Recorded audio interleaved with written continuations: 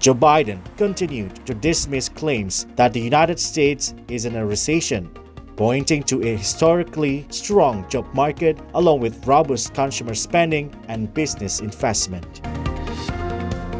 Biden spoke after a GDP report was released showing the United States economy shrunk from April through June for a second straight quarter, contracting at a 0.9% annual pace and raising fears that the nations may be approaching a recession. But before we get started, I want to say two things about the GDP report we received this morning. First, it's important to start with what we know before this morning's report. Our job market remains historically strong.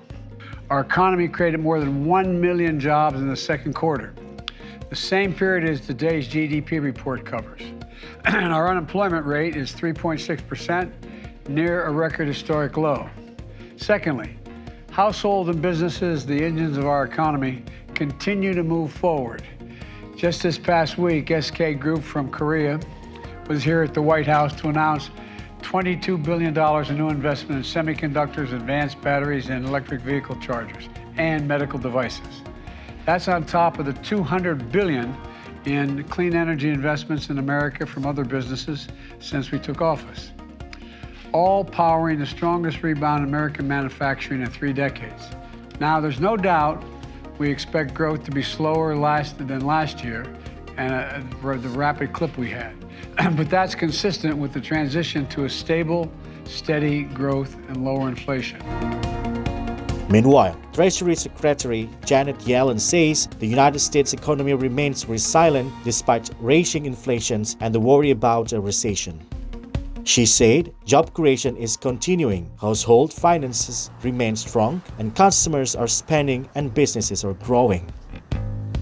Most economists and most Americans have a similar definition of recession: substantial job losses and mass layoffs, businesses shutting down, private sector activities slowing considerably, family budgets under immense strain, in sum, a broad-based weakening of our economy.